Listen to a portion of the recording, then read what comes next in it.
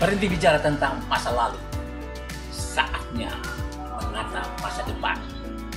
Bersama Ishak Rafiq, Direktur Eksekutif Masa Depan Institut.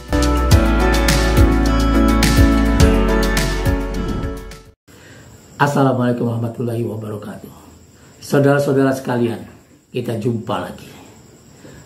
Anda bersama Ishak Rafiq, Direktur Eksekutif Masa Depan Institut. Panjangnya Institut Masa Depan Indonesia. Sebagaimana saya janjikan, kita akan bahas Capres dan pemilihan presiden, Pilpres. Maka mari kita mulai dengan 3 kandidat yang sudah berada di tengah-tengah kita, sudah manggung sama-sama, menunjukkan bahwa mereka akan berlaga, yaitu Anies Baswedan bersama Muhaimin Iskandar. Lalu ada Ganjar Pranowo, mantan Gubernur Jawa Tengah, bersama Mahfud MD. Dan yang ketiga adalah Prabowo Subianto yang mengambil, yang dititipi, istilah sekarang ini dititipi oleh Presiden Jokowi yang akan lengser tahun 2024, putra sulungnya Gibran Rakabuming Raka. Umurnya sendiri belum 40 tahun, belum memenuhi syarat. Tapi dengan sebuah akrobat politik, MK berhasil memasukkan satu klausul tambahan sehingga seolah-olah Gibran boleh berlaga menjadi cawapres. Karena ada klausul asal sudah pernah menjabat, jabatan yang dipilih.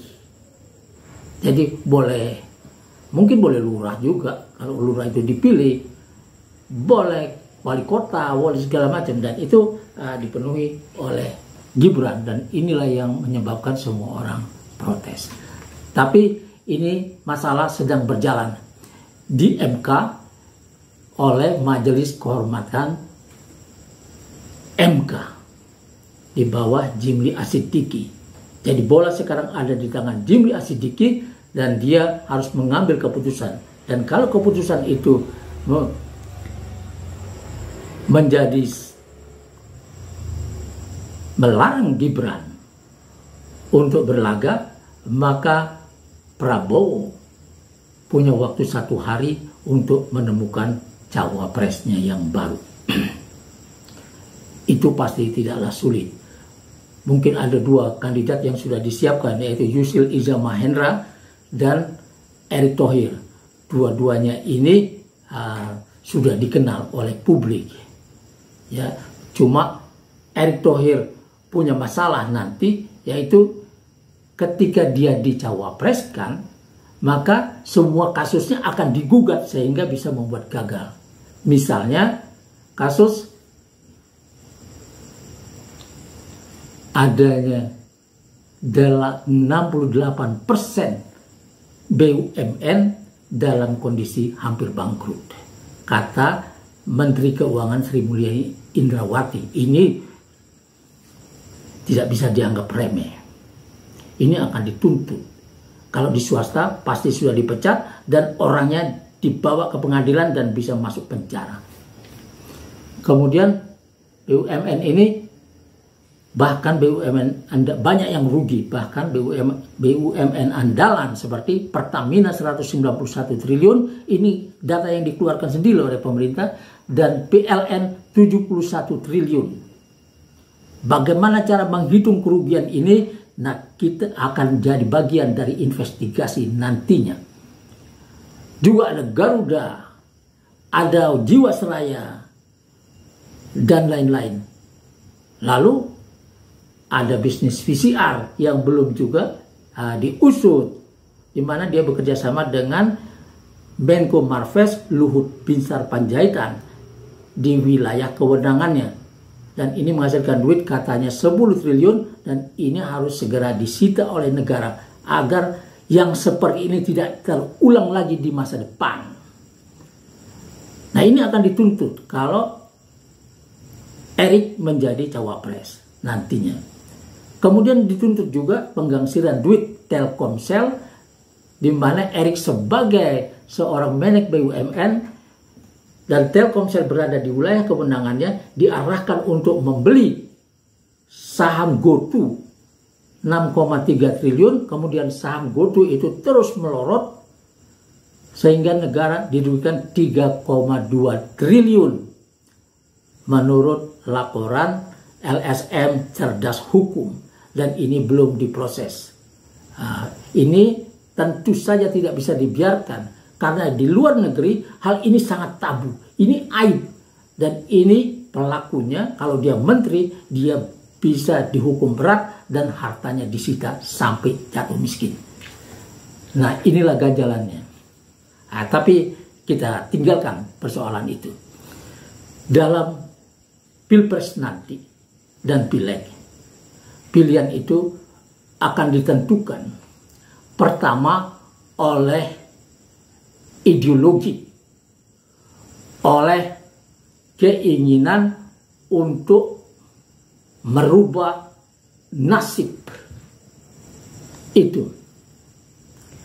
Jadi kalau seorang muslim, ya, dia akan berpikir calon mana ini yang akan melindungi dia dan agamanya dari rongrongan pemerintah dan aparat yang selama 9 tahun mereka rasakan menjadi musuh negara.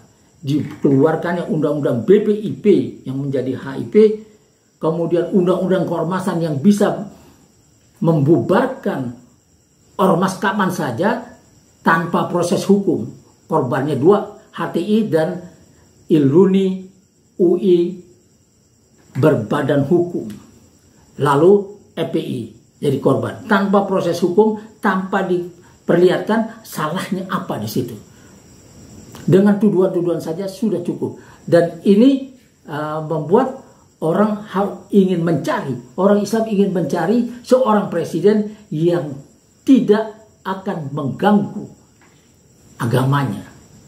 Agama yang sudah dianut, yang sudah menjadi agama bangsa ini ratusan tahun, tiba-tiba menjadi bagian dari yang dicurigai, dituduh teroris dan lain sebagainya.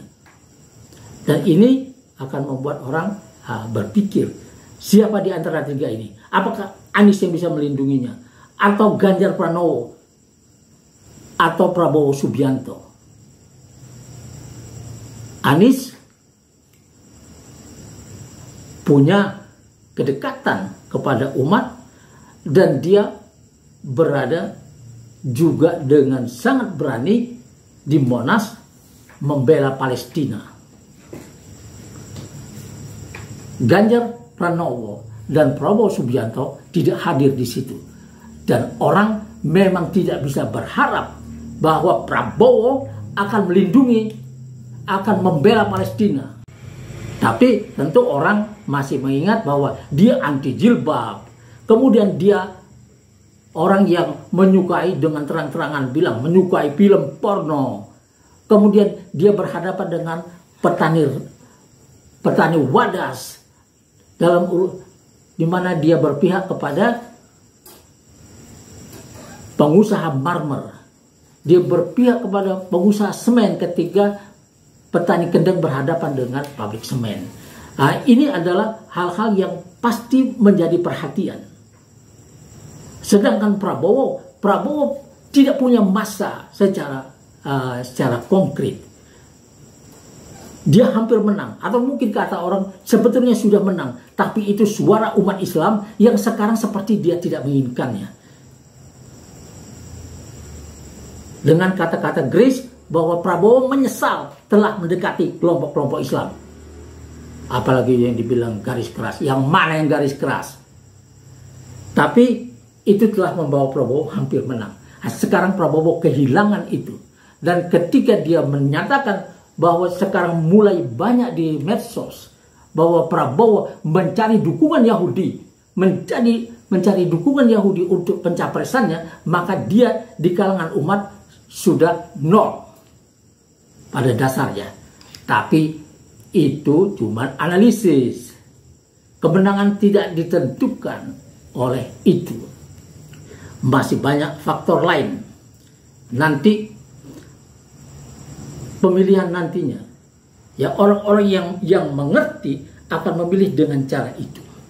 Tapi nanti akan ada orang-orang, ya, akan ada booster yang dan influencer dan lembaga survei dan lain-lain yang akan memoles tokoh-tokoh yang dulunya anti-Islam bisa kelihatan seperti Islam banget. Orang-orang yang dulunya anti rakyat, anti wadas, anti petani dan segala macam, yang dianggap pernah menculik dan lain sebagainya, itu bisa datang seperti penuh berperi kemanusiaan. Inilah yang akan mempengaruhi. Iklan bisa memoles seorang penjahat besar menjadi seorang nabi. Inilah kelebihan iklan. Maka dibutuhkan kemampuan berpikir logis dalam hal memilih ini. Menurut Denny J.A., ketika pemilihan gubernur DKI antara berlaga Ahok melawan Anies Baswedan, Ahok yang didukung oleh istana, oleh pemerintah pusat, berhadapan dengan Anies Baswedan yang pernah dipecat oleh Jokowi di kabinetnya yang pertama.